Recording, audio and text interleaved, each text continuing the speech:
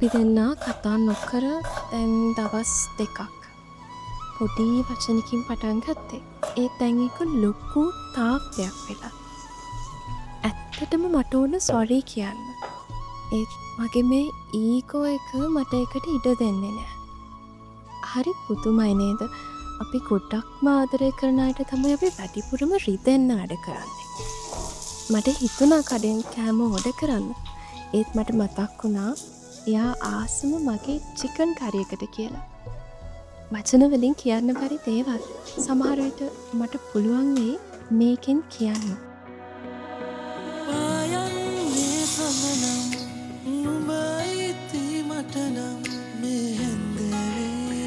මට ඕනේ මේ සුවඳට යව කුස්සියට ගෙන්න ගන්න. මේ මිරිස් වල සැර වැදුනම අපේ හිතවල තියෙන තරහ නිකන්ම නැති වෙලා යයි. ආදරේ කියන්නේ සමහර වෙලාවට පරදින එක. දිනන්න ඕන නිසා පරදින එක. ඊගෝ එක පැත්තකින් තියන්න. මොකද තරහට වඩා බඩගින්න වගේම ආදරේ ගොඩාක් බලන්න. ඔයත් තරහ වෙලා නම් ඉන්නේ අතයට ආසම දේ උයලා දැන්. පැටලී නුඹේ